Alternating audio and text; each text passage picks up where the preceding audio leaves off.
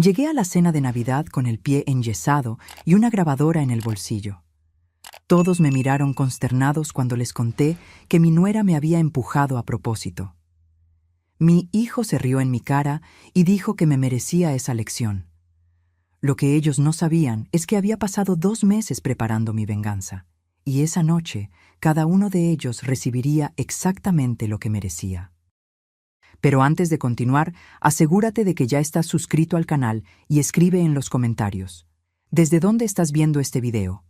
Nos encanta saber hasta dónde están llegando nuestras historias. Mi nombre es Sofía Rulfo, tengo 68 años y aprendí de la peor manera posible que la confianza es algo que se gana, no que se da gratis solo porque alguien nació de tu vientre. Todo comenzó hace 3 años, cuando mi esposo Ricardo falleció de un infarto fulminante. Fueron 35 años de matrimonio, 3 décadas construyendo una vida juntos, un negocio de panadería que creció hasta convertirse en una pequeña cadena con 4 sucursales en Ciudad de México. Ricardo era el amor de mi vida, mi compañero en todo. Cuando él se fue, sentí como si me hubieran arrancado la mitad de mí. Mi hijo único, Javier, apareció en el velorio con su esposa, Mariana, y me abrazó demasiado fuerte, demasiado tiempo. En ese momento, pensé que era consuelo. Hoy sé que era cálculo. Ellos vivían en un departamento rentado en la colonia Narvarte, lejos de mí, y venían a visitarme tal vez una vez al mes. Pero después del entierro, comenzaron a aparecer cada semana. Javier insistió en que no podía quedarme sola en la casa grande de Coyoacán. Dijo que estaba preocupado por mi salud mental, por mi seguridad.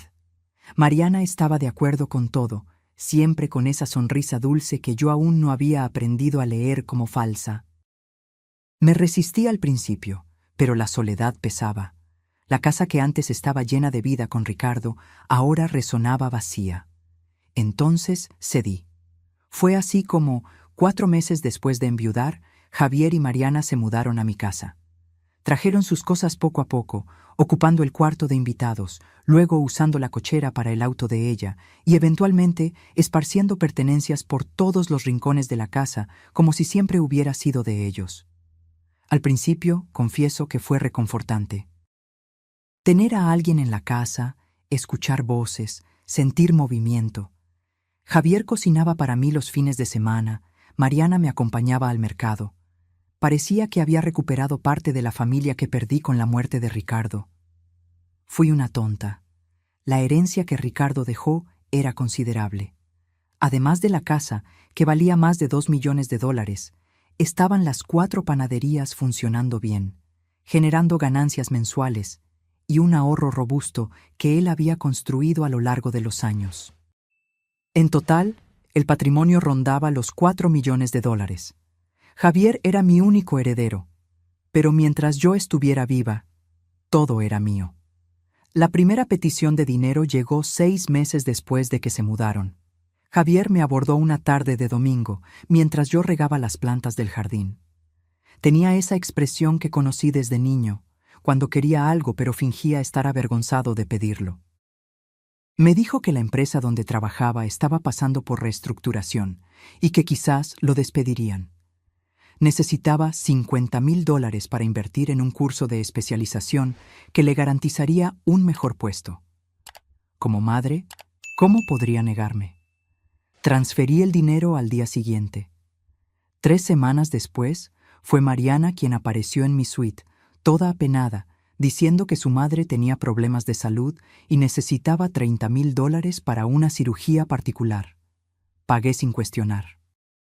Después de todo, éramos familia ahora. Las peticiones se fueron multiplicando. En septiembre, otros $40,000 para una inversión que Javier juraba que se duplicaría en 6 meses. En octubre, $25,000 para arreglar el coche de Mariana después de un accidente. En noviembre, otros $30,000 para una oportunidad imperdible de sociedad en un negocio que nunca se concretó. Cuando diciembre llegó, yo ya había prestado $230,000. Y no veía ni sombra de retorno. Cada vez que tocaba el tema, Javier desviaba, prometía que pronto lo resolveríamos, o simplemente cambiaba de conversación. Comencé a notar un patrón. Pedían siempre cuando yo estaba sola, siempre con historias que generaban culpa o urgencia. Fue una mañana de domingo que todo cambió. Me desperté temprano, como siempre, y bajé a hacer café. La casa aún estaba en silencio. Puse el agua a hervir y fue entonces que oí voces provenientes de su habitación. El pasillo amplificaba el sonido de una manera extraña, y logré escuchar cada palabra con una claridad perturbadora. La voz de Mariana sonó primero, demasiado casual para lo que estaba diciendo. Preguntó cuándo me iba a morir. Así, directamente, como si estuviera preguntando qué hora era. Sentí mi cuerpo helarse.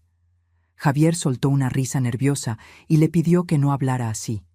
Pero Mariana continuó, implacable. Dijo que yo tenía 68 años y podía vivir fácilmente otros 20 o 30. Que ellos no podían esperar tanto tiempo, que necesitaban encontrar una manera de acelerar las cosas o al menos garantizar que, cuando yo muriera, todo pasara directamente a ellos sin complicaciones.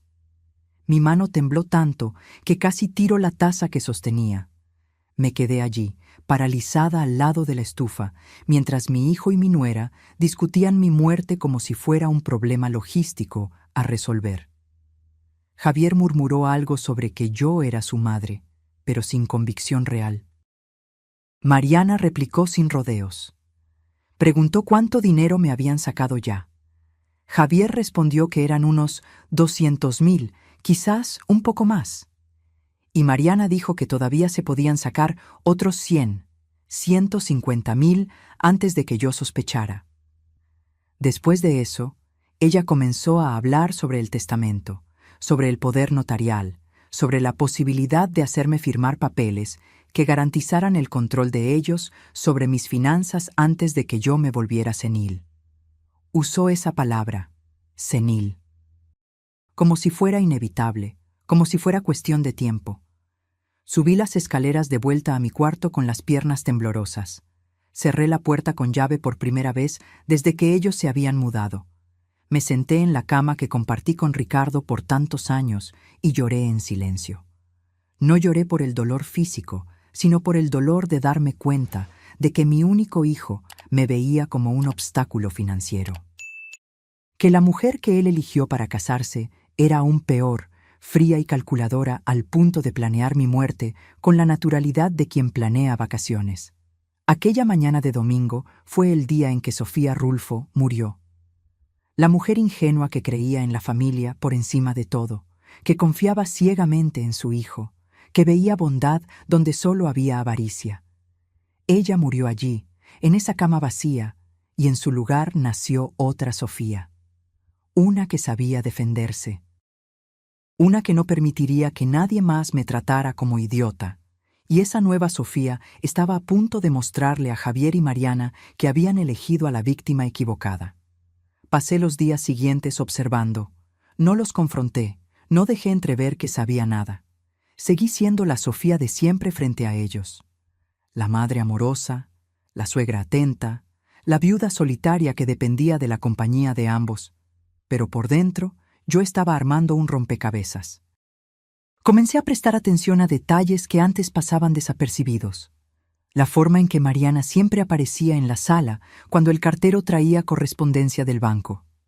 Cómo Javier desviaba la mirada cuando yo mencionaba las panaderías. Los cuchicheos que se detenían abruptamente cuando yo entraba en una habitación. Todo comenzó a tener sentido, un sentido siniestro y doloroso. Decidí que necesitaba entender la extensión del problema.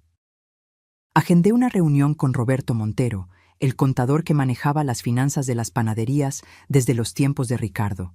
Inventé una excusa cualquiera sobre una revisión de fin de año y fui sola a su oficina en el centro de la ciudad. Roberto era un hombre serio, de unos 60 años, que siempre trató nuestros negocios con discreción y eficiencia. Cuando le pedí que revisara todos los movimientos financieros del último año, tanto personales como de las empresas, frunció el ceño, pero no cuestionó. Lo que descubrí en las 3 horas siguientes me dejó con ganas de vomitar. Además de los 230,000 que yo conscientemente había prestado, había retiros regulares de la cuenta de las panaderías que yo no autoricé. Pequeñas cantidades, 2,000 por aquí, 3,000 por allá, siempre los jueves cuando yo tenía clase de yoga y Javier se quedaba a cargo de firmar algunos documentos de la empresa. Roberto señaló la pantalla de la computadora con expresión grave. Explicó que en total, en los últimos 10 meses, habían sido desviados $68,000 de las cuentas comerciales. Siempre con mi firma digital, a la que Javier tenía acceso como apoderado que yo ingenuamente había nombrado para que me ayudara después de la muerte de Ricardo. Sentí la sangre hervir. No era solo el dinero prestado que quizás nunca volvería.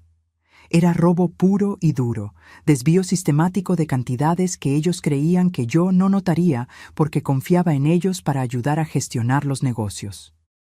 Le pedí a Roberto que hiciera 2 cosas inmediatamente: cancelar todo y cualquier poder notarial que Javier tuviera sobre mis cuentas y negocios, y preparar un informe detallado de todas las transacciones sospechosas. Él sugirió que considerara levantar una denuncia, pero le pedí esperar. Yo aún no sabía exactamente cómo iba a lidiar con aquello, pero quería tener toda la información primero. De vuelta a casa, paré en una cafetería y me quedé allí sentada por más de 1 hora, tomando un té que se enfrió sin que lo bebiera. Mi cabeza giraba con planes, con rabia, con tristeza. $298,000.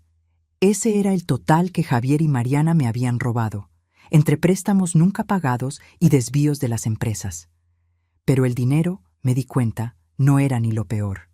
Lo peor era la traición. Lo peor era mirar al hijo que crié, que abracé, que enseñé a andar, y saber que él me veía como una fuente de ingresos, que esperaba mi muerte, que se reía de mí a mis espaldas mientras fingía cariño. Cuando llegué a casa esa tarde, estaban en la sala viendo televisión. Mariana me saludó con esa sonrisa falsa de siempre y preguntó si quería cenar algo especial. Javier comentó que me veía cansada, preocupándose como el hijo dedicado que fingía ser. Les dije que estaba bien, solo un poco de dolor de cabeza, y subí a mi cuarto. Pero antes de subir, me giré y los observé a ambos. Realmente observé, quizás por primera vez desde que se mudaron. Vi la forma en que Mariana se acurrucaba en el sofá como si fuera dueña de la casa. Cómo Javier tenía los pies apoyados en la mesita de centro que Ricardo había comprado en un viaje que hicimos al interior. Cómo ocupaban el espacio que era mío, que yo construí, como si ya fuera de ellos por derecho.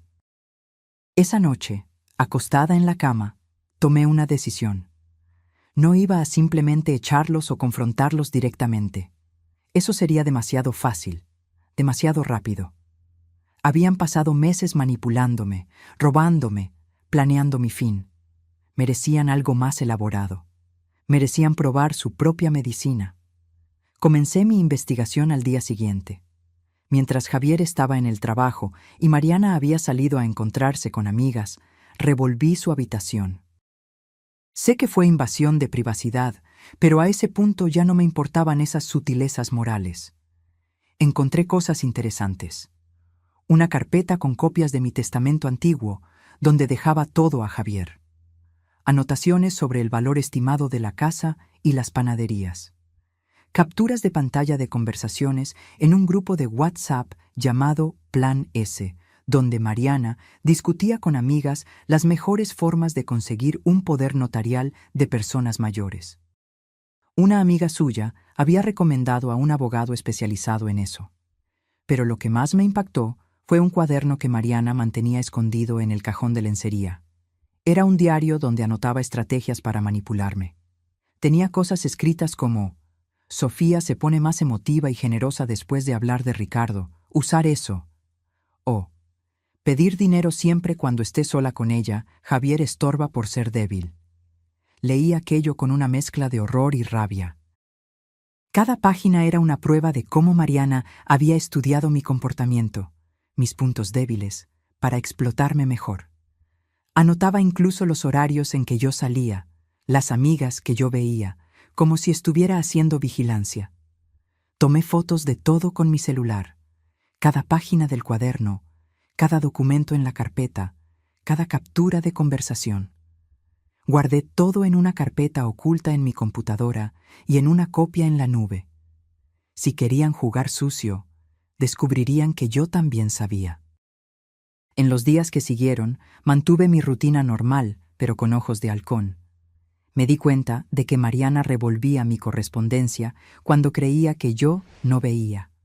Noté a Javier haciendo llamadas susurradas en el balcón.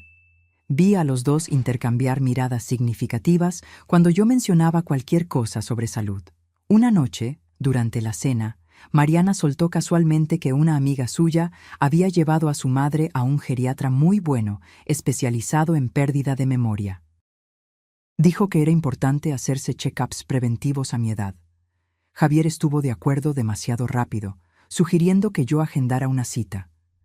Fingí considerar la idea, pero por dentro me estaba riendo. Estaban intentando plantar la semilla de la idea de que me estaba volviendo senil, creando una narrativa para eventualmente declararme incapaz. Era exactamente el tipo de golpe que yo había leído en el cuaderno de Mariana. Fue entonces que tuve una idea. Si ellos querían hacerme pasar por idiota, yo iba a interpretar el papel perfectamente.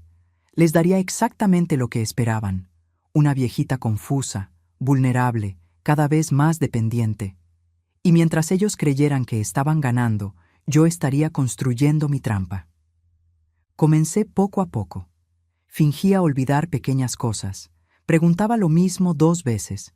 Dejaba la olla en la estufa más tiempo de lo normal. Nada muy obvio, solo lo suficiente para alimentar su narrativa. Mariana mordió el anzuelo de inmediato. Comenzó a comentar con Javier lo suficientemente alto para que yo oyera sobre mis confusiones. Javier también entró en el juego, sugiriendo que quizás yo necesitaba ayuda para administrar las cuentas de las panaderías porque se estaba volviendo demasiado complicado para mí. Por fuera yo asentía, fingiendo preocupación por mí misma. Por dentro estaba documentando todo. Grabé conversaciones, anoté fechas y horas, guardé pruebas. Cada movimiento de ellos estaba siendo registrado, cada palabra estaba siendo archivada. Contraté también a un detective privado, discretamente. Quería saber exactamente qué hacían Javier y Mariana cuando no estaban en casa, con quién hablaban, a dónde iban. El detective, un ex policía llamado Marcelo, era eficiente y discreto. 2 semanas después, Marcelo me trajo un informe que confirmó mis peores sospechas y reveló cosas que yo ni imaginaba. Marcelo me encontró en una cafetería distante de mi colonia, lejos de cualquier posibilidad de cruzarme con Javier o Mariana. Trajo una carpeta gruesa y una expresión que mezclaba profesionalismo con pena. Aquello ya me dijo que las noticias no serían buenas. El informe comenzaba con lo básico: rutina de Javier y Mariana, lugares que frecuentaban, personas con las que se encontraban. Pero rápidamente quedó claro que había mucho más sucediendo de lo que yo imaginaba. Primero, el departamento. No habían cancelado la renta antigua como dijeron. De hecho, habían renovado el contrato y usaban el lugar regularmente, varias veces por semana. Marcelo tenía fotos de ellos entrando y saliendo, siempre cargando bolsas de compras caras, botellas de vino importado, cajas de restaurantes sofisticados. Básicamente, ellos vivían en mi casa gratis, comían de mi comida, usaban mi estructura, pero mantenían el departamento como un refugio secreto donde se daban un estilo de vida de lujo con el dinero que me robaban. La hipocresía me dejó sin aliento. Pero había más. Marcelo había descubierto que Mariana no trabajaba, al contrario de lo que siempre insinuó. Las salidas para encontrarse con clientes eran en realidad tardes en spas, salones de belleza caros, centros comerciales de lujo. Ella gastaba mi dinero arreglándose como si fuera una señora de sociedad, mientras yo, la verdadera dueña de la fortuna, vivía de forma modesta. El informe también reveló encuentros frecuentes con un hombre llamado Julián Pérez. Él era abogado especializado en derecho de familia y sucesiones, particularmente en casos de interdicción y tutela de personas mayores. Marcelo había logrado confirmar, a través de una fuente en el bufete, que Mariana había consultado a Julián sobre los procedimientos para obtener la tutela legal sobre alguien considerado incapaz. Sentí mi estómago revolverse. No estaban solo robando mi dinero, estaban activamente preparando el terreno para quitarme todo control legal sobre mi propia vida. Querían convertirme en una prisionera legal, incapaz de tomar decisiones, mientras ellos administraban mi fortuna libremente. Marcelo pasó otra página, y su tono se volvió aún más serio. Había descubierto algo sobre el pasado de Mariana que Javier probablemente no sabía. Antes de casarse con mi hijo, Mariana había estado casada con un señor de 72 años por solo 11 meses. El hombre había muerto de causas naturales y le había dejado una herencia considerable a ella. En ese momento, la familia del fallecido intentó impugnar el testamento, alegando que Mariana había manipulado al anciano, pero no lograron probar nada. Ella se fue con casi $500,000 limpios. 2 años después, conoció a Javier en una aplicación de citas. Un joven, hijo único de una viuda rica. La coincidencia era demasiado perturbadora para ser ignorada. Yo no estaba lidiando con una nuera oportunista común.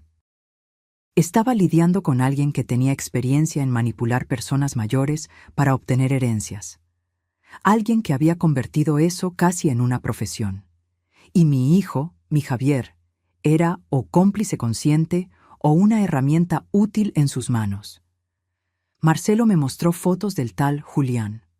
Un hombre de unos 40, bien vestido, con ese aire de quien sabe exactamente cómo funciona el sistema y cómo explotarlo. Aparentemente, tenía un historial de ayudar a familias a obtener la tutela sobre parientes mayores, siempre por honorarios altísimos. Su bufete estaba especializado en ese nicho lucrativo y moralmente cuestionable. Le pedí a Marcelo que continuara investigando, especialmente enfocándose en cualquier contacto entre Mariana y personas de su primer matrimonio y cualquier movimiento financiero sospechoso. Él estuvo de acuerdo y prometió tener más información en 2 semanas. Salí de esa cafetería con el informe escondido en mi bolso y una claridad cristalina en la mente. Mariana no era simplemente una vividora oportunista que vio una oportunidad y la tomó. Ella era una depredadora profesional que había elegido a mi hijo y, a través de él, a mí, como blancos deliberados. Y Javier, mi propia sangre, había aceptado ese papel, ya fuera por avaricia, debilidad o una combinación de ambas. Esa noche no pude cenar con ellos. Inventé un dolor de cabeza y subí temprano. Pero en realidad me quedé en el cuarto analizando cada página del informe de Marcelo, conectando los puntos, entendiendo la extensión de la trampa en la que había caído. Tenían un plan a largo plazo. Primero, vaciar mis cuentas a través de préstamos y desvíos. Segundo, crear una narrativa de declive mental. Tercero, usar a Julián para obtener la tutela legal. Y luego, con control total sobre mis finanzas y persona, convertirme en un cascarón vacío mientras vivían a costa de mi fortuna hasta que yo muriera naturalmente, o, quién sabe, con una pequeña ayuda. El recuerdo de la conversación que escuché sobre cuándo iba a morir y si podían acelerar las cosas ganó un peso nuevo y más siniestro. Con el historial de Mariana de un esposo anciano que murió convenientemente temprano, no era paranoia considerar que ella pudiera estar planeando algo similar conmigo. Tomé una decisión allí mismo. No iba a simplemente defenderme. Iba a contraatacar. Iba a usar cada información que tenía, cada prueba que Marcelo consiguiera, cada error que ellos cometieran, para darle la vuelta al juego completamente. Cuando terminara con ellos, Javier y Mariana entenderían el verdadero significado de meterse con la persona equivocada. Comencé por lo obvio, alterar mi testamento. Agendé una reunión con mi abogado de confianza, el doctor Augusto Trejo, que manejaba los asuntos legales de las panaderías desde hacía años. Fui a su oficina un día que Javier estaba viajando por trabajo y Mariana, supuestamente, había ido a visitar a su madre. El doctor Augusto me recibió con el cuidado de siempre, ofreciendo café y preguntando por mi salud. Cuando le expliqué que quería hacer alteraciones significativas en el testamento, tomó papel y pluma con expresión atenta. Primero, removí a Javier como heredero universal. En su lugar, dividí mis bienes de forma que las panaderías y la mitad del dinero fueran a una fundación de caridad que ayuda a niños desfavorecidos. La casa y la otra mitad del dinero irían a mi sobrino Rafael, hijo de mi hermana fallecida, un muchacho serio y trabajador que siempre mantuvo contacto conmigo sin interés financiero. Javier heredaría solo una cantidad simbólica de $100,000, lo suficiente para no poder impugnar el testamento alegando que fue olvidado, pero lo suficientemente pequeña para dejar clara mi insatisfacción. Y dejé una carta explicativa, sellada, para ser abierta solo después de mi muerte, detallando las razones de mi decisión. El doctor Augusto hizo algunas preguntas, asegurándose de que yo estaba lúcida y segura de la decisión. Le expliqué superficialmente que había habido problemas de confianza, sin entrar en detalles. Fue lo suficientemente profesional para no insistir, solo garantizó que todo sería hecho conforme a la ley y guardado en sigilo absoluto. También aproveché para hacer un poder notarial de salud, nombrando a mi mejor amiga Sonia como responsable de tomar decisiones médicas por mí en caso de que quedara incapacitada. Cualquier intento de Mariana y Javier de internarme o medicarme contra mi voluntad ahora chocaría con esa barrera legal. Salí del bufete sintiendo un peso salir de mis hombros. Era solo el primer paso, pero uno importante. Ahora, incluso si lo peor me sucedía, ellos no tendrían lo que querían.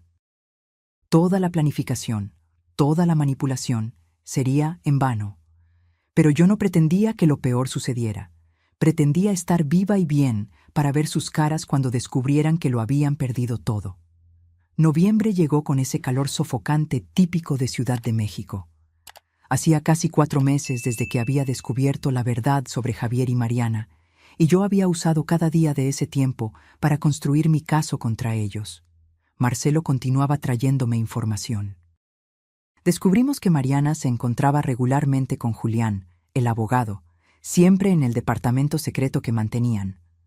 Logramos incluso fotos de ellos entrando juntos al edificio y audios que comprobaban que estaban preparando documentación para requerir mi interdicción. En una de esas grabaciones, escuché a Julián explicándole a Mariana que necesitaban peritajes médicos que comprobaran mi declive mental. Él sugirió que consiguieran llevarme a un médico específico, alguien que trabajaba con él y estaba dispuesto a diagnosticar problemas cognitivos mediante un pago extra. Era corrupción descarada, un esquema bien montado para defraudar el sistema legal.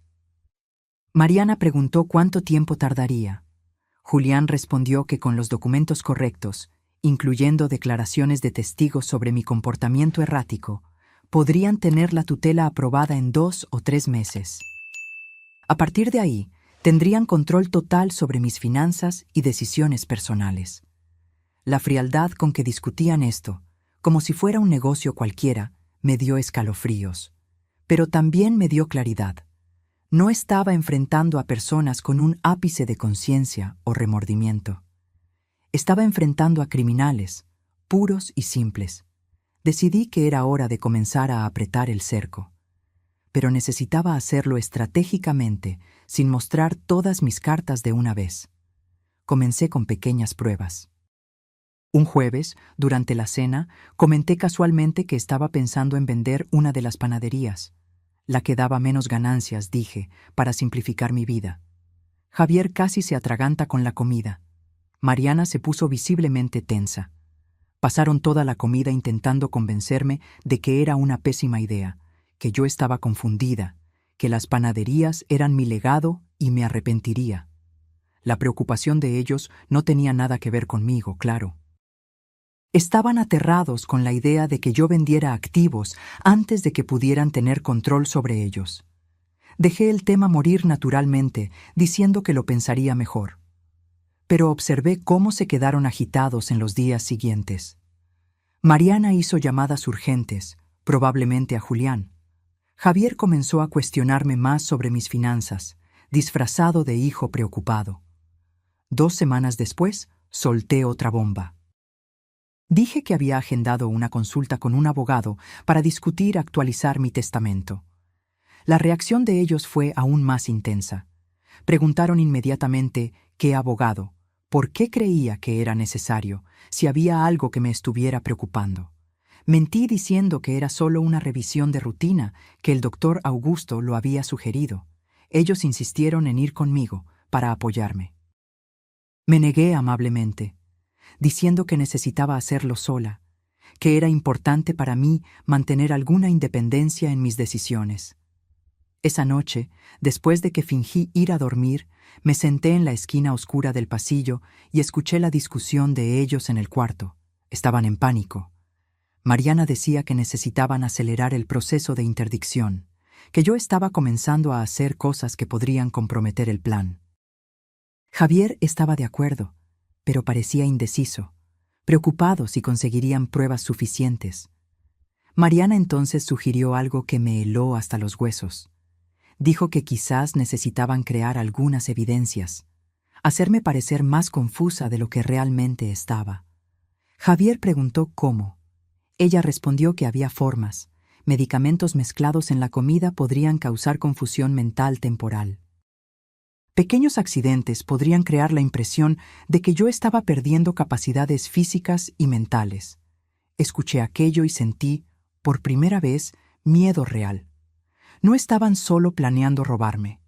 Estaban dispuestos a drogarme, a lastimarme, a deliberadamente destruir mi salud para alcanzar sus objetivos.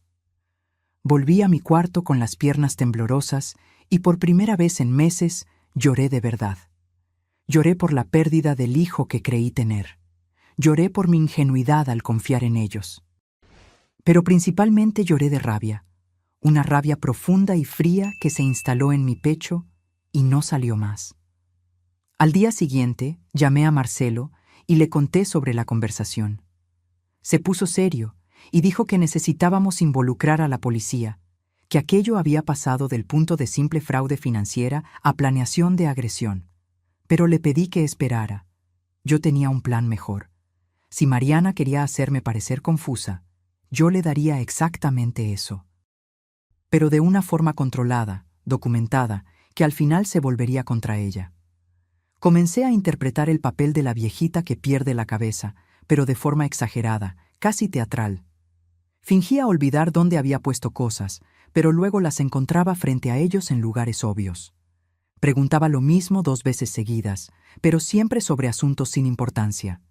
Dejaba luces encendidas, puertas abiertas, ollas vacías en la estufa. Nada peligroso, pero todo muy visible. Y lo más importante, documentaba todo. Instalé cámaras ocultas en puntos estratégicos de la casa, pequeñas, discretas, que grababan todo en alta definición y se guardaban automáticamente en la nube.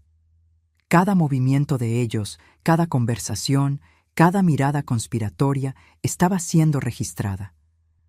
Mariana mordió el anzuelo con voracidad. Comenzó a invitar a amigas a casa, siempre cuando yo estaba cerca haciendo algo confuso.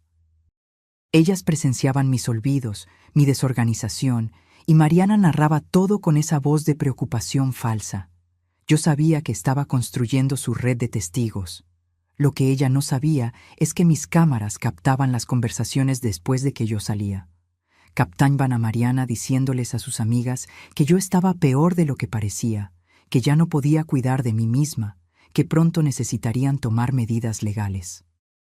Captaban las risas cuando creían que yo no oía, los comentarios sobre lo bueno que sería cuando tuvieran acceso a todo el dinero. Javier también entró en el juego, pero de forma diferente. Comenzó a llevar documentos a casa, papeles de las panaderías que necesitaban mi firma. Solo que ahora él revisaba cada firma mía, comparaba con anteriores, buscando señales de temblor o descoordinación que pudiera usar como prueba de declive. Entonces comencé a firmar algunas cosas con la mano temblando a propósito. Otras veces firmaba perfectamente. Quería crear inconsistencia, darles esperanza pero nunca certeza total. Verlos frustrados, intentando descifrar mi estado real, Era casi satisfactorio. Pero todo cambió una tarde de diciembre, 3 semanas antes de Navidad. Yo había ido al supermercado a hacer compras. Al volver, con las bolsas en la mano, subí los 3 escalones de la entrada de la casa como hacía desde hacía 20 años. Solo que esta vez sentí algo empujarme por la espalda. No fue un tropiezo accidental. Fue un empujón deliberado, fuerte, con las 2 manos extendidas en mi espalda. Perdí completamente el equilibrio, las bolsas volaron y caí de lado en la escalera de concreto. El dolor fue inmediato y atroz. Sentí algo tronar en mi pie derecho en el momento del impacto. Grité, más de shock que de dolor, e intenté voltearme para ver quién me había empujado. Era Mariana. Estaba allí, parada en lo alto de la escalera, con una expresión que no era de susto o preocupación. Era de satisfacción fría. Nuestros ojos se encontraron por un segundo, y en ese segundo vi todo. Lo había hecho a propósito. Me había empujado deliberadamente, calculando que la caída me lastimaría. Antes de que pudiera decir cualquier cosa, oí pasos rápidos. Javier apareció viniendo de dentro de la casa. Me miró caída, miró a Mariana, y entonces hizo algo que rompió el último pedazo de mi corazón que aún guardaba esperanza por él. Él se rió. No fue una risa nerviosa de sorpresa. Fue una risa genuina, de aprobación, casi de orgullo. Y entonces dijo, con una voz que yo nunca había oído salir de la boca de mi hijo, algo que quedaría grabado en mi memoria para siempre. Fue para darte una lección, como te mereces. Me quedé allí, tirada en la escalera, con el pie palpitando de dolor, mirando al hombre que yo di a luz, cargué por 9 meses, crié con todo el amor que tenía y escuché que me decía que merecía ser agredida, que merecía ser lastimada, que aquello era una lección. Mariana bajó los escalones tranquilamente, recogió las bolsas que se habían caído y entró en la casa como si nada hubiera pasado. Javier se quedó allí un segundo más, la sonrisa aún en su rostro, antes de seguir a su esposa. Me dejaron allí. No llamaron ayuda, no ofrecieron apoyo, no demostraron un ápice de remordimiento. Simplemente me abandonaron en la entrada de la casa, con el pie roto, como si yo fuera basura desechable. Fueron los vecinos quienes me encontraron. Doña Marta, que vive 3 casas más adelante, estaba volviendo de la farmacia y me vio. Gritó pidiendo ayuda, llamó a su esposo, y juntos me ayudaron a entrar en su coche para llevarme al hospital. En el camino, con el dolor pulsando en mi pierna y lágrimas escurriendo silenciosas por mi rostro, hice una elección.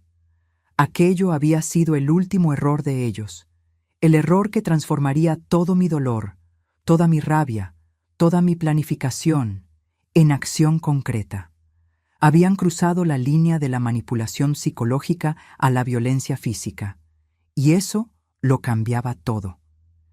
En la sala de urgencias, mientras esperaba atención, llamé a Marcelo. Le expliqué lo que había pasado. Se quedó en silencio por un momento. Luego preguntó si yo tenía certeza absoluta de que había sido a propósito. Respondí que tenía certeza, que Mariana me había empujado a propósito y Javier lo había aprobado, diciendo que era una lección que yo merecía. Marcelo entonces dijo algo que me sorprendió. Preguntó si había cámaras en la entrada de la casa, y fue ahí que recordé. La cámara externa que yo había instalado semanas atrás, escondida en la lámpara del balcón, apuntada exactamente a la escalera. Si estaba funcionando, había grabado todo. El empujón, la caída, la reacción de ellos, las palabras de Javier. Todo. Le pedí a Marcelo que fuera a mi casa, con alguna excusa cualquiera, y discretamente verificara si la cámara había capturado el incidente. Dijo que iría inmediatamente. 2 horas después, sentada en una silla de ruedas con el pie derecho enyesado hasta la rodilla, recibí un mensaje de Marcelo. Apenas 2 palabras y un emoji. Lo logramos. La cámara había funcionado perfectamente. Había grabado a Mariana mirando alrededor antes de empujarme, verificando si había testigos. Había grabado el empujón en sí, deliberado y fuerte. Había grabado mi caída y mi grito. Y principalmente, había grabado a Javier riendo y diciendo aquellas palabras monstruosas. Era prueba irrefutable de agresión física intencional, y yo pretendía usar cada segundo de esa grabación para destruir completamente sus planes. Los médicos dijeron que mi pie se había fracturado en 2 lugares. Necesitaría cirugía para colocar pernos, seguida de meses de fisioterapia. Me quedé internada esa noche para la cirugía a la mañana siguiente. Javier y Mariana aparecieron en el hospital 2 horas después. Mariana traía flores y una expresión de preocupación que habría ganado un Oscar si fuera actriz. Javier sostenía mi mano y hablaba sobre lo preocupado que estaba, cómo se habían desesperado cuando los vecinos contaron sobre mi caída, como si me hubiera tropezado sola. Los dejé actuar. Dejé que Mariana me acariciara el cabello y dijera que cuidaría de mí durante la recuperación. Dejé que Javier prometiera que no se separaría de mi lado. Y por dentro planeaba cada detalle de lo que vendría a continuación, porque en 2 días sería Navidad, y esa sería una cena de Navidad que ninguno de nosotros jamás olvidaría. La cirugía en mi pie fue exitosa, pero dolorosa. Colocaron 2 pernos de titanio y me dijeron que necesitaría usar el yeso por lo menos 6 semanas, seguido de fisioterapia intensa. Me dieron de alta la tarde del 23 de diciembre, víspera de Navidad. Mariana hizo cuestión de recogerme en el hospital, trayendo una silla de ruedas que habían alquilado y actuando como la nuera dedicada que jamás fue. De camino a casa, ella hablaba sin parar sobre cómo había preparado mi cuarto, cómo había comprado almohadas especiales para elevar mi pierna, cómo iba a cuidar de cada detalle de mi recuperación. Yo apenas asentía, dejando que el dolor de los medicamentos me diera una excusa para quedarme callada. Pero observaba todo. La forma en que ella conducía demasiado rápido en las curvas, haciendo que mi pie golpeara el tablero y doliera más. Las miradas que lanzaba por el espejo retrovisor, no de preocupación, sino de cálculo. Estaba midiendo mi fragilidad, mi dependencia, viendo hasta dónde podía empujarme ahora que yo estaba literalmente lastimada. Cuando llegamos a casa, Javier estaba esperando en la puerta. Me ayudó a salir del coche y sentarme en la silla de ruedas con gestos cuidadosos, pero sus ojos estaban vacíos. No había amor allí, no había preocupación filial genuina, solo el desempeño de un papel que él había elegido interpretar. Me instalaron en el cuarto y Mariana trajo sopa. Yo no comí. Dije que la medicación del hospital me había quitado el apetito. La verdad es que no confiaba en nada que viniera de sus manos. No después de la conversación que escuché sobre poner medicamentos en mi comida. La sopa podía estar perfectamente normal, pero no iba a arriesgarme. Esa noche, sola en el cuarto con la puerta cerrada con llave, llamé a Marcelo. Me dijo que había compilado todas las grabaciones de las cámaras de los últimos 2 meses. Teníamos horas de material mostrando conversaciones sospechosas, encuentros con Julián, discusiones sobre sus planes y, principalmente, la grabación cristalina de la agresión en la escalera. Le conté sobre mi plan para la cena de Navidad. Se quedó en silencio por un momento, luego preguntó si yo estaba segura. Aquello iba a hacer estallar a mi familia de una manera que no tenía vuelta atrás. Le respondí que mi familia había explotado en el momento en que mi hijo se rió de mi dolor y dijo que yo merecía ser lastimada. Lo que yo iba a hacer en Navidad era solo hacerlo oficial. Marcelo accedió a ayudar. Dijo que iba a coordinar con la policía, que necesitaríamos oficiales presentes en el momento justo. También se puso en contacto con el doctor Augusto, mi abogado, y con Roberto, el contador. Todos debían estar al tanto de lo que estaba por venir. El día 24, víspera de Navidad, la casa estaba extrañamente tensa. Mariana había decorado todo excesivamente, como si la cantidad de adornos pudiera crear la ilusión de una familia feliz. Javier había comprado un pavo caro y vinos importados. Estaban planeando una celebración grande, y yo sabía por qué. Pensaban que habían ganado, que con mi pie roto, dependiente de ellos físicamente, más frágil y vulnerable que nunca, finalmente me tenían donde querían. La agresión no había sido solo violencia gratuita, había sido estratégica, volverme inválida, dependiente, más fácil de controlar. Lo que ellos no sabían es que solo habían acelerado su propia destrucción. En la mañana de Navidad, Mariana entró en mi cuarto toda animada. Dijo que habían preparado un almuerzo especial, que hasta habían invitado a algunas personas. Le pregunté quiénes. Ella listó los nombres, algunas amigas suyas, aquellas mismas que venían a testificar mis supuestos momentos de confusión, y sorprendentemente, Julián, el abogado. Sentí un escalofrío. Iban a usar la Navidad, con testigos presentes, para crear otro episodio de mi supuesta incapacidad. Probablemente planeaban alguna escena donde yo pareciera confusa o incapaz, justo enfrente del abogado que prepararía los papeles de interdicción. Le dije a Mariana que me sentía lo suficientemente bien para participar en el almuerzo. Ella pareció demasiado satisfecha con eso. Me ayudó a arreglarme, escogió una ropa para mí como si yo fuera una niña y me llevó a la sala en la silla de ruedas. La mesa estaba puesta de forma exagerada. Mucha comida, mucha decoración, mucho de todo. Las amigas de Mariana ya estaban allí, todas saludándome con esa piedad falsa que las personas demuestran cuando creen que estás perdiendo la cabeza. Julián llegó poco después, un hombre de traje caro y sonrisa profesional. Javier hizo las presentaciones.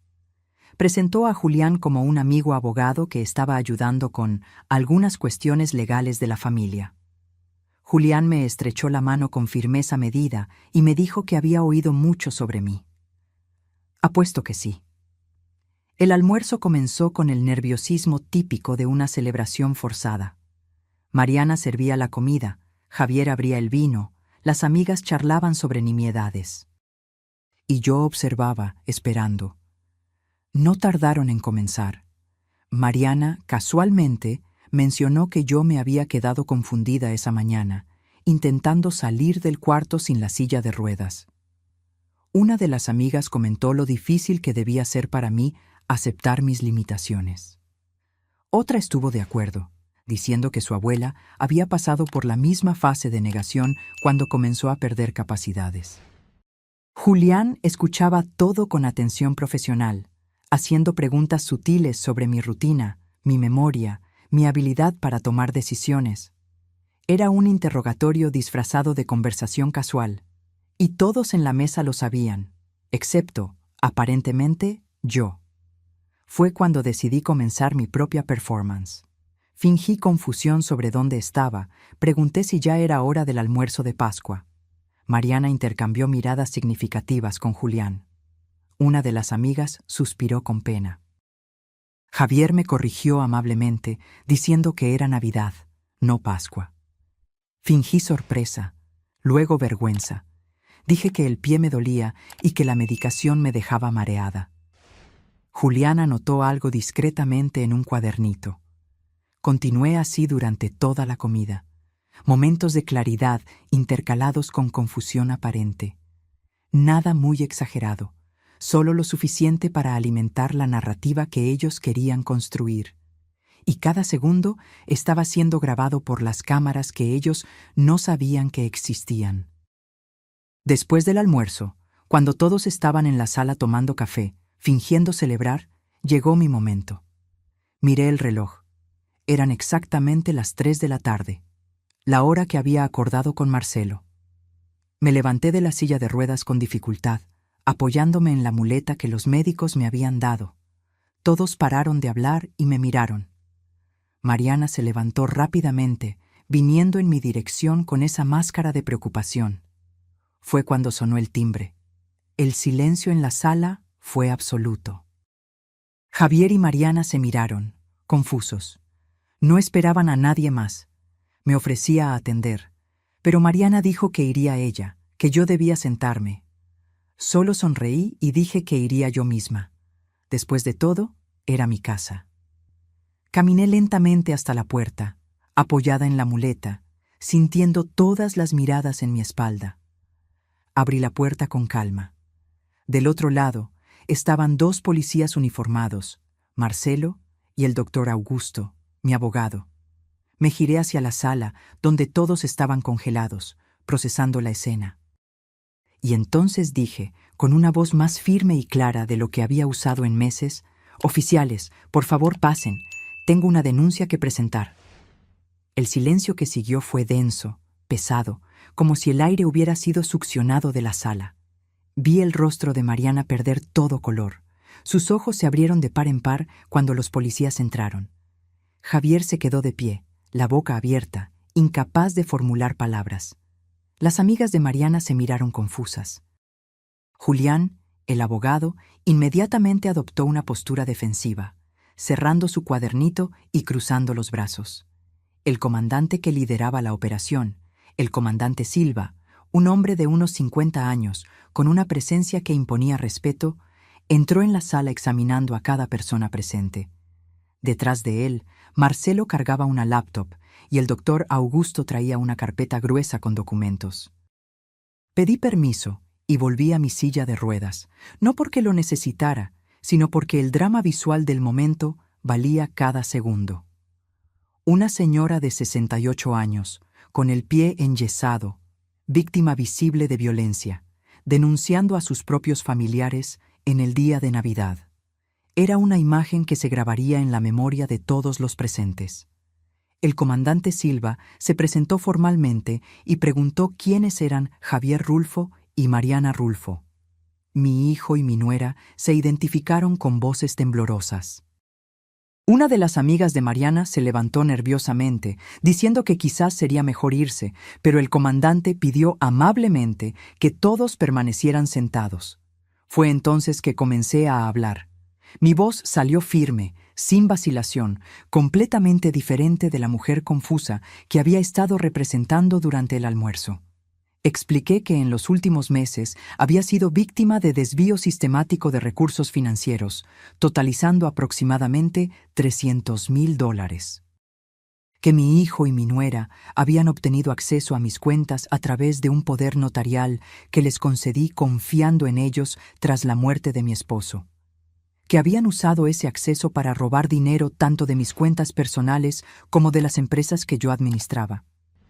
Javier intentó interrumpir, diciendo que eran préstamos familiares, malentendidos. El comandante le pidió que esperara su turno para hablar. Continué. Dije que había descubierto a través de investigación particular que mantenían un departamento secreto pagado con mi dinero, donde vivían un estilo de vida de lujo mientras vivían en mi casa gratis. Que Mariana tenía historial de casarse con un anciano que murió convenientemente, dejándola como heredera. Que habían contratado a un abogado especializado en interdicción para declararme mentalmente incapaz. Julián intentó protestar, diciendo que no sabía de lo que yo estaba hablando, que solo prestaba consultoría legal. El doctor Augusto abrió la carpeta y sacó copias de correos electrónicos entre Julián y Mariana, discutiendo exactamente los procedimientos para internarme. El abogado palideció.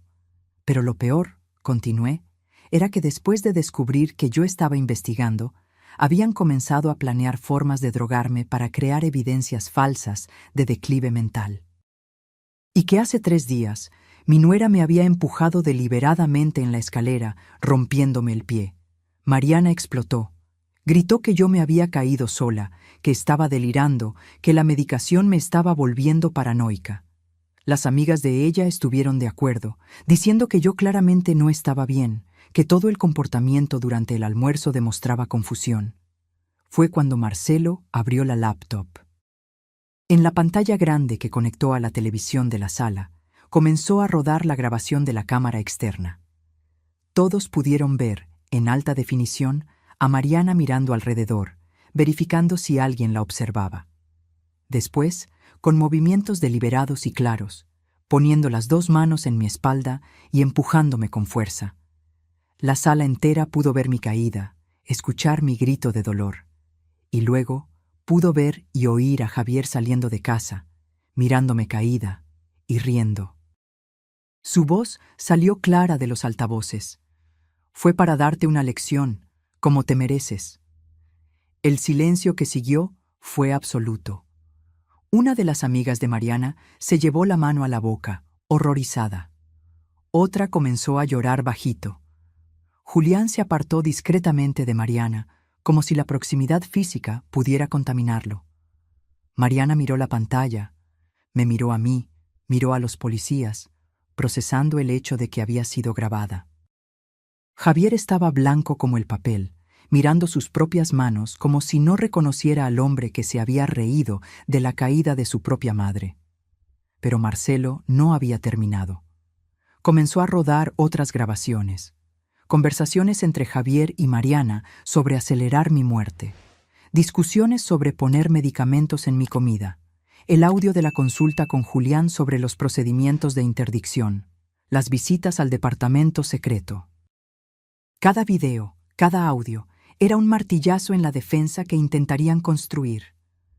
No había forma de negar, no había forma de justificar. Estaba todo allí, registrado, fechado, autenticado. Cuando los videos terminaron, el comandante Silva se dirigió a Javier y Mariana. Dijo que estaban siendo arrestados en flagrante por lesiones corporales dolosas, en el caso de Mariana, y por complicidad y amenaza, en el caso de Javier. Que otros crímenes serían investigados, incluyendo desvío de recursos, estafa y conspiración. Mariana intentó correr. Literalmente intentó correr por la puerta de la cocina, pero uno de los policías la interceptó con facilidad. Comenzó a gritar, diciendo que yo había planeado todo, que había falsificado las evidencias, que estaba intentando robarles la herencia que era de ellos por derecho. La ironía de sus palabras no pasó desapercibida para nadie en la sala. Javier, por otro lado, se desplomó. Se sentó en el suelo, la espalda contra la pared, y comenzó a llorar. No eran lágrimas de remordimiento, me di cuenta. Eran lágrimas de autocompasión, de un hombre que había tirado todo por avaricia y había perdido. Los policías los esposaron. Mariana seguía gritando, luchando contra las esposas, profiriendo amenazas e insultos. Javier solo lloraba en silencio, el rostro escondido entre las manos. Antes de llevárselos, el comandante Silva me preguntó si quería decir algo.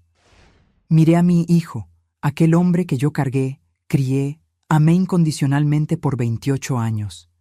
Aquel hombre que se rió cuando me vio caída, lastimada, sangrando. Y dije solo una cosa. Ya no eres mi hijo, no a partir del momento en que decidiste que yo valía más muerta que viva. Javier me miró, los ojos rojos de tanto llorar, e intentó hablar. Intentó decir que lo lamentaba, que había sido influenciado, que nunca quiso que llegara a ese punto. Pero levanté la mano, silenciándolo. No había nada que él pudiera decir que cambiara lo que había hecho. No había excusa. No había justificación, no había perdón posible para alguien que planea la muerte de su propia madre. Los policías se los llevaron. Mariana seguía gritando en el pasillo, su voz resonando por la casa hasta que la puerta de la patrulla se cerró. Javier se fue en silencio, la cabeza baja, derrotado. Las amigas de Mariana salieron apresuradamente, murmurando disculpas, probablemente ya imaginando cómo explicarían a otras personas que habían presenciado un arresto en el almuerzo de Navidad. Julián intentó salir discretamente, pero el doctor Augusto lo interceptó, diciendo que la barra de abogados sería notificada sobre su participación en esquema de fraude. Cuando finalmente todos se fueron y la casa se quedó en silencio, me encontré sola en la sala de estar, rodeada por los restos del almuerzo de Navidad que nunca llegó a ser celebración. El pavo frío en la mesa, los vinos a medio terminar, los platos de postre que nadie tocó. Marcelo se quedó conmigo. Se sentó a mi lado y preguntó si yo estaba bien. Respondí honestamente, no lo sabía. Parte de mí sentía un alivio inmenso. La amenaza había sido neutralizada, mi seguridad estaba garantizada, se haría justicia, pero otra parte de mí, la parte que aún era madre a pesar de todo, dolía de una forma que ningún hueso roto podría compararse. Porque incluso sabiendo que Javier no me amaba, incluso teniendo pruebas de su traición, todavía era difícil aceptar que había perdido a mi hijo. no a la muerte, sino a algo mucho peor, a la avaricia que lo transformó en un extraño cruel. El doctor. Augusto volvió una hora después con papeles para que yo firmara. Documentos formalizando la denuncia penal, autorizaciones para proseguir con la investigación completa y confirmación de que el Nuevo Testamento estaba guardado y protegido. Firmé todo con mano firme, sin vacilación. Esa noche, por primera vez en meses, dormí profundamente. No porque estuviera feliz, sino porque estaba segura. El monstruo que vivía en mi propia casa había sido removido. La amenaza a mi vida había terminado. Mañana comenzaría el proceso legal, las audiencias, los testimonios. Sería largo, sería doloroso, sería público.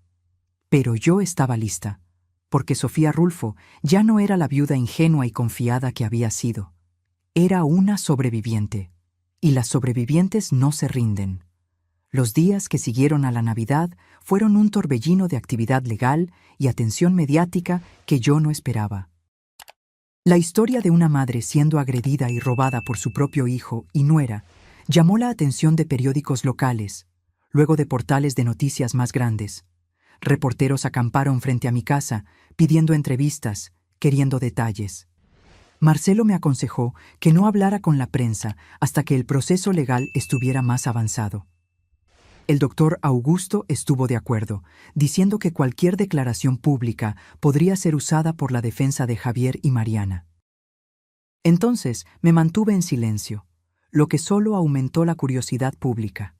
Lo que descubrimos en las semanas siguientes, conforme la policía profundizó la investigación, fue mucho más allá de lo que yo imaginaba. Mariana no solo tuvo un esposo anterior que murió convenientemente, tuvo dos. El primero, que nadie sabía por qué ella usaba nombre de soltera diferente en la época, había sido un empresario de 65 años que murió de ataque al corazón solo 6 meses después de la boda.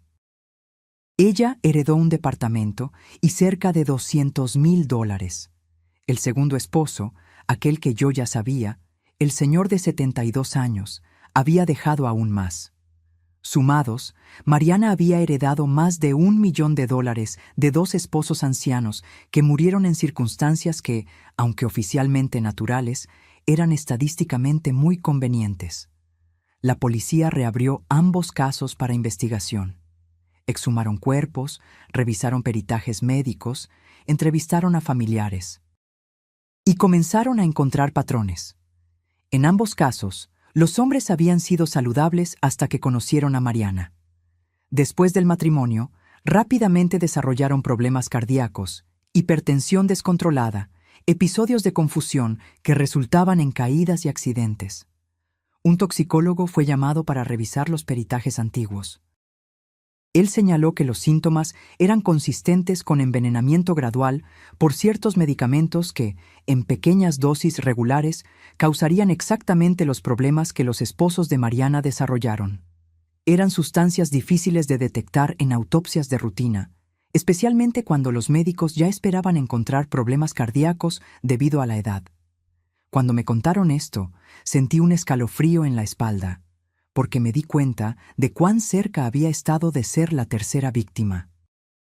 Si no hubiera descubierto el plan a tiempo, si no hubiera parado de comer la comida que Mariana preparaba, quizás ahora mi obituario estaría en los periódicos como muerte natural por complicaciones de salud.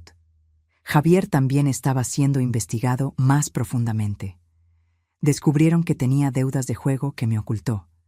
Casi $100,000 debidos a prestamistas, contraídos incluso antes de conocer a Mariana. Cuando Mariana entró en su vida con dinero de herencias, debió parecer la solución perfecta. Y cuando el dinero de ella se acabó, yo me convertí en el siguiente objetivo. La Fiscalía construyó un caso sólido.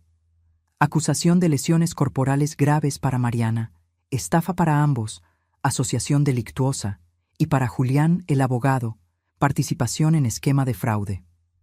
Las penas, si eran condenados, podrían llegar a 15 años para Mariana y 10 para Javier. Agendaron la audiencia preliminar para febrero. El doctor Augusto me preparó extensivamente.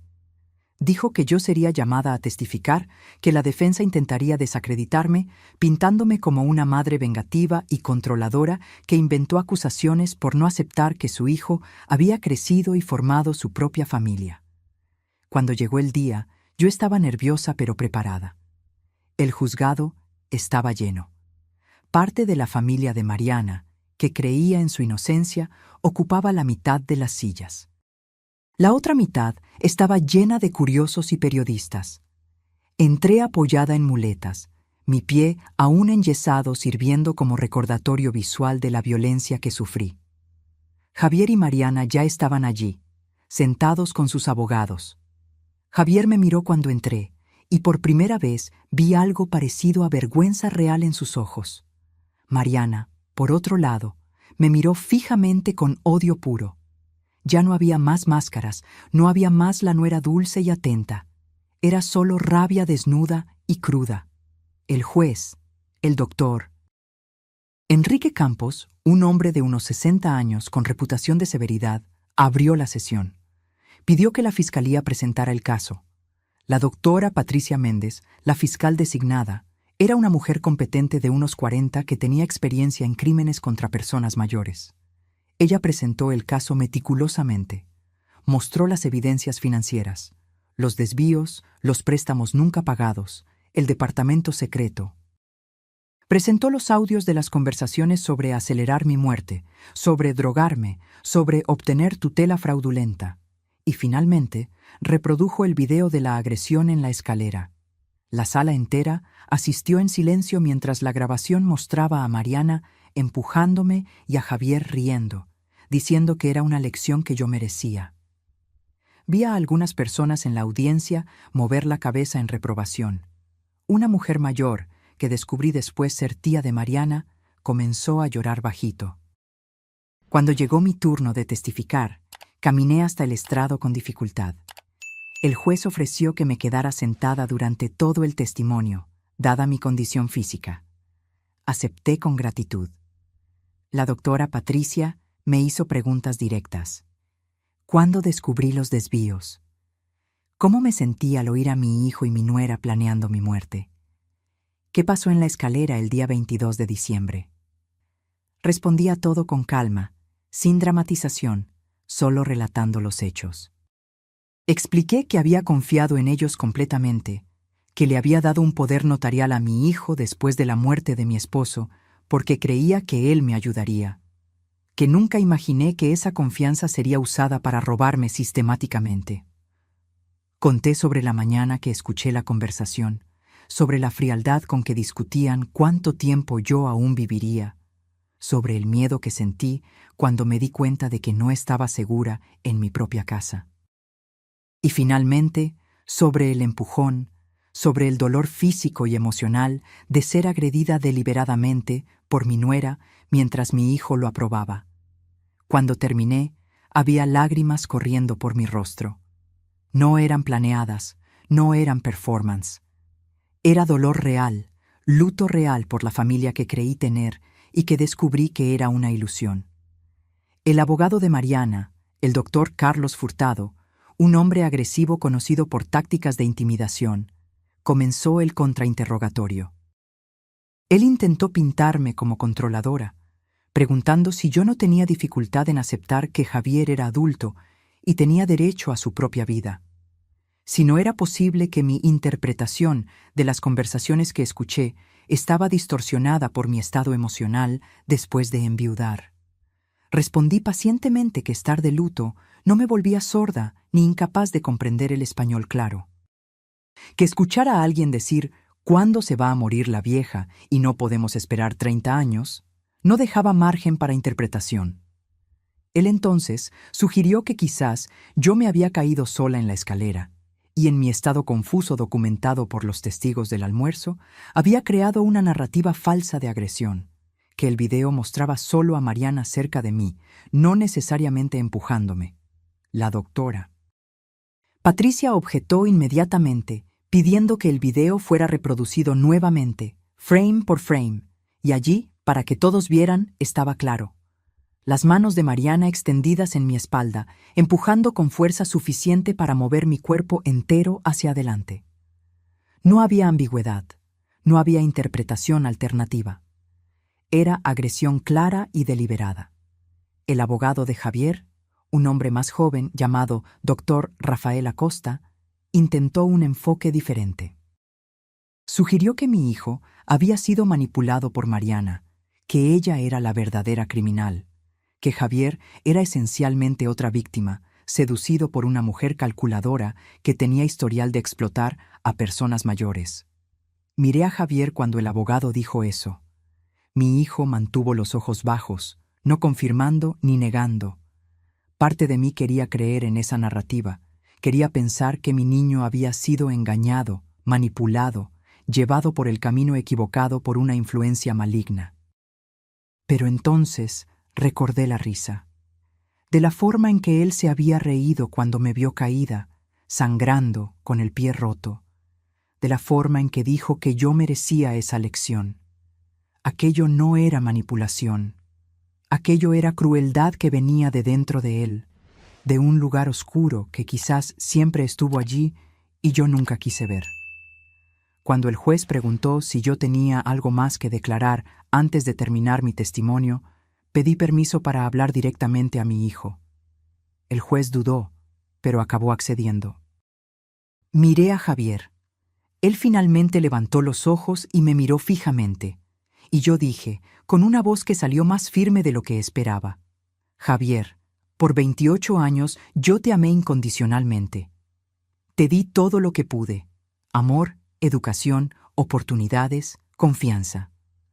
Cuando tu padre murió, eras la persona más importante de mi vida. Y tú tomaste todo eso y lo transformaste en arma contra mí. No por necesidad, no por desesperación, sino por avaricia pura. Me robaste, me traicionaste, te reíste de mi dolor. Así que no eres víctima de nadie aparte de tus propias elecciones, y tendrás que vivir con ellas por el resto de tu vida. Javier comenzó a llorar. Ya no eran lágrimas de autocompasión, me di cuenta. Eran lágrimas de alguien que finalmente entendía la magnitud de lo que había perdido. No el dinero, no la herencia, sino algo mucho más precioso: el amor de su propia madre. El juez terminó mi participación y llamó a otros testigos. Roberto, mi contador, confirmó los desvíos financieros con documentación detallada. Marcelo presentó el resultado completo de su investigación. Hasta vecinos fueron llamados para testificar sobre cambios en mi comportamiento, confirmando que yo siempre fui lúcida y capaz, desmintiendo la narrativa de declive mental que Mariana y Javier intentaron construir. El toxicólogo que revisó los casos de los esposos anteriores de Mariana también testificó, presentando análisis que sugerían fuertemente envenenamiento gradual. La defensa intentó desacreditar sus conclusiones, pero las evidencias eran técnicas, científicas, difíciles de refutar. La audiencia duró 3 días completos. Al final, el juez determinó que había causa suficiente para juicio completo. Negó fianza para Mariana, citando peligro de fuga y riesgo para testigos, especialmente yo. Para Javier, concedió una fianza alta, $500,000, que él no tenía cómo pagar. Ambos permanecerían presos hasta el juicio. Cuando salí del juzgado ese último día, periodistas me rodearon. Esta vez, Marcelo y el doctor Augusto estuvieron de acuerdo en que yo podía hablar. No mucho, solo una declaración breve. Miré a las cámaras y dije: confié en las personas equivocadas porque eran mi familia. Pagué caro por esa confianza, pero no voy a dejar que lo que me pasó a mí le pase a otros. Si alguien está pasando por algo parecido, oyendo conversaciones extrañas, notando desaparición de dinero, sintiéndose manipulado por su propia familia, no ignoren las señales. Busquen ayuda, porque familia no es quien comparte tu sangre, familia es quien respeta tu vida. La declaración fue reproducida en varios noticieros. Recibí cientos de mensajes de personas contando historias parecidas, agradeciendo por tener el coraje de hablar. Algunas me llamaron inspiración. Yo no me sentía inspiradora. Me sentía cansada, lastimada, pero también determinada a ver aquello hasta el final. El juicio fue agendado para mayo, 4 meses después. Mientras tanto, mi vida comenzó lentamente a reconstruirse. El yeso salió, comencé fisioterapia, recuperé la movilidad. Volví a administrar las panaderías personalmente. Me reconecté con amigos que había descuidado. Comencé a vivir de nuevo. La casa, que había sido invadida por la presencia tóxica de Javier y Mariana, volvió a ser mía. Redecoré el cuarto que ellos usaban, transformándolo en una oficina. Saqué todo lo que me recordaba a ellos, cada foto, cada objeto. Era doloroso, pero necesario. Mi hermana menor, Clara, que vivía en Guadalajara, vino a pasar una semana conmigo. Me abrazó fuerte cuando llegó y dijo que lamentaba no haber notado lo que estaba sucediendo. Le expliqué que yo misma no me había dado cuenta por mucho tiempo, que los manipuladores son hábiles en esconder sus verdaderas intenciones. Pasamos esa semana conversando, recordando nuestra infancia, nuestra familia, los padres que ya habían partido. Clara me recordó a la mujer fuerte que yo siempre fui, antes de que el luto y la soledad me volvieran vulnerable. Dijo que aquella Sofía estaba volviendo, y ella estaba en lo cierto. Cuando mayo finalmente llegó, yo estaba lista. Lista para enfrentar a Javier y Mariana en el tribunal, lista para contar mi historia completa, lista para ver que se hiciera justicia. El juicio sería largo, quizás semanas, pero yo no huiría, no me rendiría. Porque esto no era solo sobre mí, era sobre todas las personas mayores que son explotadas, abusadas, manipuladas por aquellos que deberían protegerlas. Era sobre probar que ser mayor no significa ser débil, y que Sofía Rulfo no era una víctima, era una sobreviviente. El juicio comenzó un lunes lluvioso de mayo. El juzgado estaba aún más lleno que en la audiencia preliminar. El caso había ganado notoriedad nacional, volviéndose ejemplo de cómo las familias podían volverse peligrosas cuando el dinero estaba de por medio. Mariana entró en la sala con un look completamente diferente. Cabello recogido, sin maquillaje, ropa simple. Era claramente una estrategia de la defensa para hacerla parecer menos amenazadora, más vulnerable. Pero sus ojos, cuando se cruzaron con los míos, aún ardían con ese odio helado. Javier estaba más delgado, pálido, con ojeras profundas. Los meses en prisión le habían pasado factura. No me miró cuando entró, manteniendo los ojos fijos en el suelo. No sé si era vergüenza o cobardía, quizás ambas. La doctora Patricia, la fiscal, abrió con un resumen devastador del caso. Presentó la cronología completa, desde la muerte de mi esposo, pasando por los desvíos financieros, las conversaciones grabadas, hasta culminar en la agresión física. Ella pintó un cuadro de depredadores sistemáticos que habían elegido a una viuda vulnerable como blanco. Cuando llegó el turno de la defensa, el abogado de Mariana intentó una estrategia arriesgada. Admitió que ella había cometido errores, pero argumentó que todo había sido por amor a Javier. Que ella era una esposa dedicada intentando ayudar a su esposo a resolver problemas financieros. Que el empujón había sido un accidente, un momento de frustración donde ella solo extendió la mano y yo, desequilibrada por la edad y la medicación, caí. La narrativa habría sido convincente si no fuera por el video. La doctora Patricia lo reprodujo nuevamente, esta vez con análisis de un especialista en lenguaje corporal que señaló cada detalle. Mariana verificando si había testigos, posicionándose estratégicamente detrás de mí, el movimiento deliberado de los brazos, la fuerza aplicada. No había ambigüedad. Era agresión premeditada. El abogado de Javier, por otro lado, mantuvo la línea de que él era víctima de manipulación.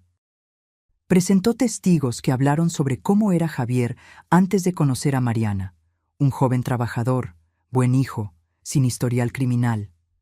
Sugirieron que Mariana, con experiencia en manipular personas mayores, había seducido y corrompido a un joven vulnerable con deudas de juego. Era parcialmente cierto. Javier tenía deudas antes de conocer a Mariana, pero eso no explicaba la risa, no explicaba las palabras crueles, no explicaba la complicidad activa en cada etapa del plan. Él no era marioneta. Era cómplice consciente. A lo largo de 2 semanas, testigo tras testigo fue llamado. El toxicólogo explicó en detalles técnicos cómo los esposos anteriores de Mariana probablemente fueron envenenados. Familiares de esos hombres testificaron sobre cambios súbitos de comportamiento después de los matrimonios, sobre Mariana aislando a los esposos de parientes, sobre muertes convenientes que resultaron en herencias sustanciales. Roberto presentó documentación financiera que no dejaba dudas sobre los desvíos sistemáticos. Marcelo describió su investigación, las fotos del departamento secreto, los encuentros con Julián. Cada pieza de evidencia era otro ladrillo en el muro que cercaba a Javier y Mariana, eliminando cualquier posibilidad de inocencia. Julián, el abogado corrupto, había cerrado un acuerdo con la fiscalía. A cambio de testificar contra Mariana y Javier, recibiría una sentencia reducida. Su testimonio fue devastador. Describió en detalles cómo Mariana lo buscó específicamente pidiendo ayuda para obtener tutela fraudulenta de una suegra rica y senil. Contó que Mariana había pedido indicación de médicos dispuestos a suministrar peritajes falsos, de testigos que podrían ser comprados. Que el plan era declararme incapaz, obtener control total de las finanzas, y entonces, usando sus palabras, esperar a que la naturaleza siguiera su curso con o sin ayuda. Esa última parte causó conmoción en la sala. El juez tuvo que pedir orden, porque Julián había esencialmente confirmado que Mariana planeaba mi muerte, ya fuera esperando que sucediera naturalmente o acelerando el proceso. Cuando llegó mi turno de testificar nuevamente, esta vez en el juicio completo, subí al estrado con paso firme. Mi pie había cicatrizado completamente, aunque aún sentía dolor en días de lluvia. Pero ya no necesitaba muletas, no mostraba más fragilidad física. Quería que el jurado me viera como era, una mujer de 68 años perfectamente capaz, lúcida, fuerte. La doctora Patricia me guió nuevamente por la historia completa. Esta vez pude hablar más libremente, añadir detalles emocionales que en la audiencia preliminar se habían quedado fuera.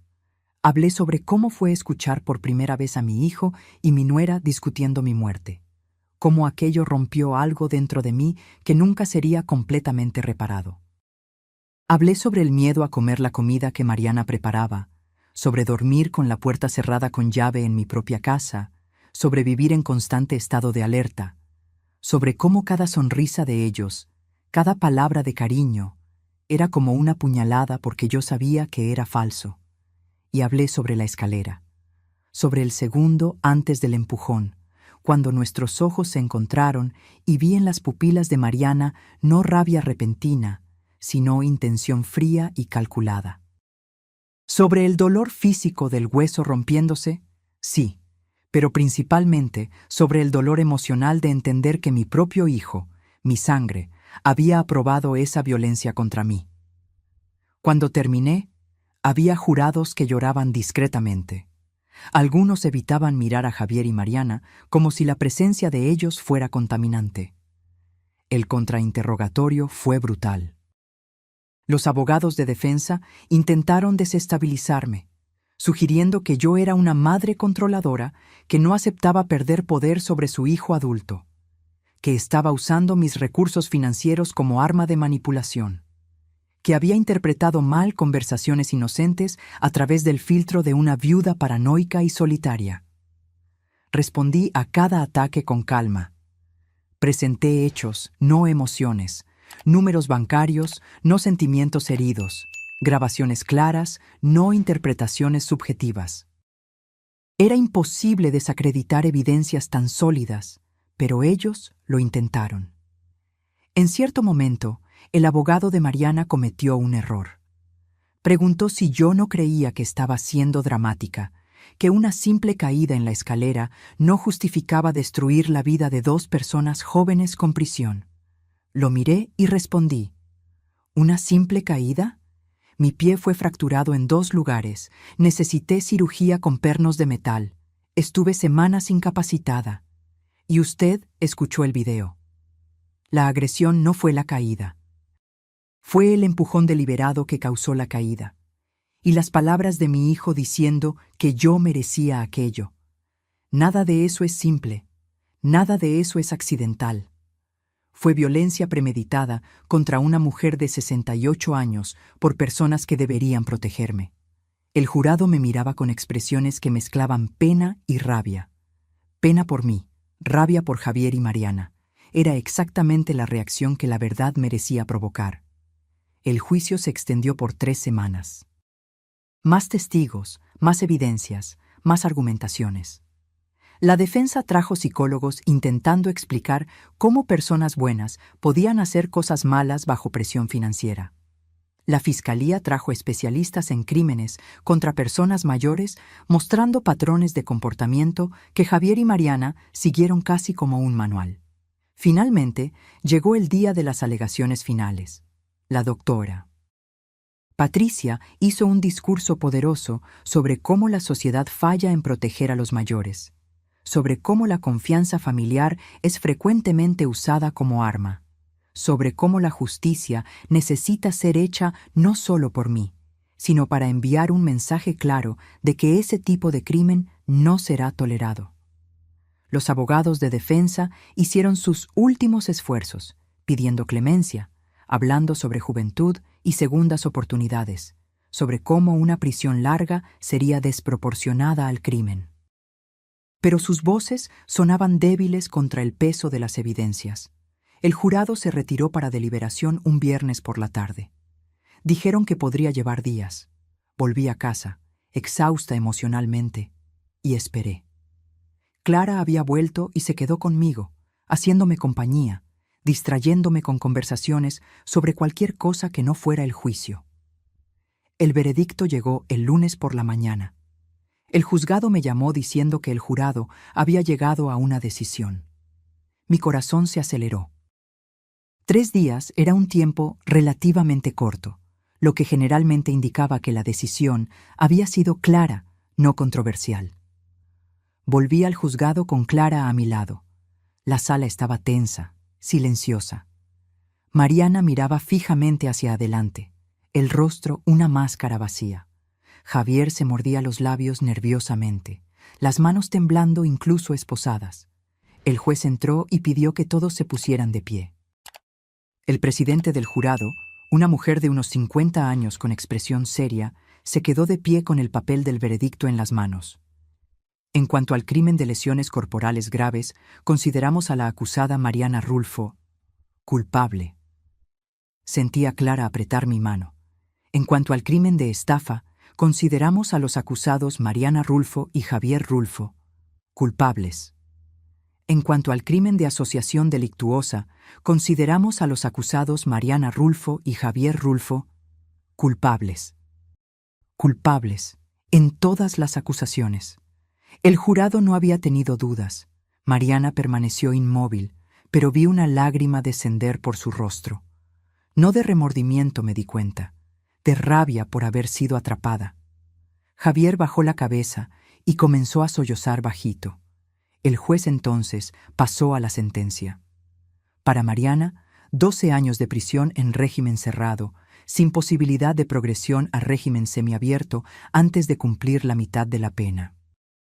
Para Javier, 8 años, con posibilidad de progresión después de 1/3 cumplido, dado que cooperó parcialmente con la investigación y no tenía antecedentes criminales. 12 años, 8 años. Eran sentencias pesadas, pero justas. Mariana tendría casi 40 cuando saliera, si salía. Javier tendría 36. Sus vidas, al menos como las conocían, habían terminado.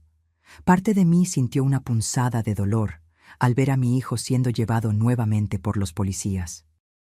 Aquel impulso maternal que nunca muere completamente, independiente de lo que el hijo haga. Pero la mayor parte de mí sintió alivio. Se había hecho justicia. La pesadilla había terminado. Fuera del juzgado, di otra entrevista breve. Agradecí al sistema judicial por escucharme, por tomar el caso en serio, por entender que los crímenes contra personas mayores son tan graves como cualquier otro. Dije que esperaba que mi historia animara a otros en la misma situación a no tener miedo de denunciar, incluso cuando los abusadores son familia. Hoy, 1 año y medio después de aquella Navidad que lo cambió todo, estoy sentada en el balcón de mi casa tomando el desayuno. El sol está cálido, típico de diciembre en Ciudad de México, y puedo oír el movimiento de la calle comenzando el día. Las panaderías están prosperando bajo mi administración renovada. Contraté a un gerente de confianza para el día a día, pero participo activamente en las decisiones importantes. Descubrí que haber sido forzada a volver al control total de los negocios me dio una energía que no tenía hacía años. La casa es diferente, más ligera. Redecoré casi todo, trayendo colores más alegres, muebles nuevos, plantas que dejo que Clara cuide cuando viajo. Sí, volví a viajar. Fui a Cancún a principios de año, algo que Ricardo y yo siempre planeamos hacer, pero nunca hicimos. Fue agridulce hacerlo sola, pero también liberador. Hice nuevos amigos a través de un grupo de apoyo para personas que sufrieron abuso financiero y emocional por familiares. Es sorprendente y triste cuántas historias parecidas existen. Hijos que ven a los padres como bancos vivos, nueras y yernos que planean herencias antes de la muerte, nietos que manipulan a abuelos vulnerables. Me convertí en una especie de mentora en el grupo, ayudando a otros a reconocer las señales, a protegerse legal y financieramente. El testamento que hice permanece válido. Rafael, mi sobrino, será el principal beneficiario cuando yo parta, junto con la Fundación para Niños Desfavorecidos. Javier aún recibirá los $100,000 simbólicos. No por generosidad, sino para que quede claro legalmente que no fue olvidado, solo conscientemente excluido de la mayor parte de la herencia. No visité a Javier en prisión. Me escribió 3 veces, cartas largas, pidiendo perdón, explicando cómo se perdió, cómo Mariana lo manipuló, pero que él aún era responsable por sus propias elecciones. No respondía a las 2 primeras. La tercera la recibí la semana pasada, y aún está en la mesa de la sala, sin abrir.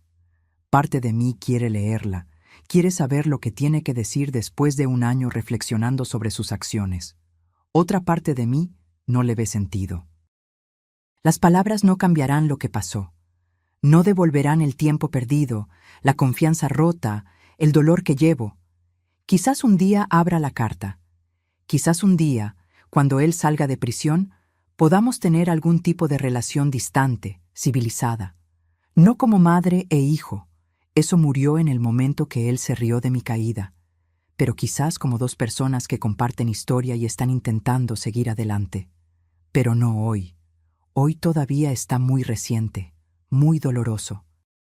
Hoy prefiero enfocarme en lo que construí, en las amistades que cultivé, en la vida que recuperé. Mariana, según el doctor Augusto que mantiene contacto con la fiscalía, está teniendo dificultades en prisión. Aparentemente su capacidad de manipular personas no funciona tan bien cuando todos alrededor son criminales que reconocen a otros criminales. Siento una satisfacción pequeña y quizás mezquina con eso. Las investigaciones sobre los esposos anteriores de ella continúan. Hay posibilidades reales de que se presenten acusaciones de homicidio formalmente. Si eso sucede, ella nunca saldrá de prisión. Será donde debería estar, lejos de personas vulnerables que podría explotar. A veces, tarde en la noche, aún tengo pesadillas. Sueño que estoy cayendo en la escalera de nuevo, que despierto y ellos todavía están en la casa, que descubro tarde que fui envenenada. Despierto sudando, el corazón acelerado y necesito unos minutos para recordar que estoy segura. Que ellos están presos. Que el peligro pasó. La terapeuta que comencé a ver hace algunos meses dice que es normal, que el trauma lleva tiempo para procesar, que las pesadillas disminuirán eventualmente. Estoy comenzando a creerle. Las pesadillas ya son menos frecuentes de lo que eran al principio. ¿Qué aprendí de todo esto? Que la confianza es preciosa y debe ser dada con cuidado, incluso a la familia. Especialmente a la familia, quizás, porque es ahí donde tenemos más que perder cuando somos traicionados. Que ser mayor no significa ser débil o incapaz, y que no debemos dejar que nadie nos haga sentir así. Aprendí que es posible reconstruir la vida después de la destrucción. Que es posible encontrar fuerza incluso cuando todo parece perdido. Que la justicia, aunque demorada, aún existe. Y que sobrevivir no es solo continuar existiendo, es elegir vivir plenamente a pesar de lo que intentaron hacer contigo. Miro las cicatrices en mi pie, aún visibles donde los pernos fueron insertados. Algunas personas podrían ver esas cicatrices como recuerdo de victimización. Yo las veo como recuerdo de supervivencia, de lucha, de victoria. Sofía Rulfo ya no es la viuda ingenua que confiaba ciegamente. No es más la madre que ponía al hijo por encima de todo, incluso de su propia seguridad. Es una mujer que miró a la traición de frente, luchó contra ella y venció. Y si mi historia puede ayudar a una sola persona a reconocer las señales de abuso, a tener el coraje de denunciar, a protegerse antes de que sea demasiado tarde, entonces todo el sufrimiento habrá valido la pena. Porque al final no es sobre el dinero que intentaron robar, no es sobre la herencia que planeaban, es sobre dignidad, sobre el derecho de vivir sin miedo en tu propia casa. Sobre justicia cuando familiares se transforman en depredadores. Y sobre probar que las viudas de 68 años con pie roto pueden ser más peligrosas y resilientes de lo que los criminales de 30 y tantos imaginan. Termino mi café, me levanto y comienzo mi día. Tengo reunión en la panadería, almuerzo con Clara, clase de pintura por la tarde, vida normal, vida buena, mi vida. Y es exactamente así como debe ser. La pesadilla terminó. La vida continúa. Y yo, Sofía Rulfo, estoy más viva que nunca. Ahora, si te gustó esta historia, haz clic en suscribirse y dime en los comentarios, ¿qué parte te dejó con la boca abierta? Ah, y no olvides hacerte miembro para tener acceso a videos exclusivos que no publico aquí. Te espero allá.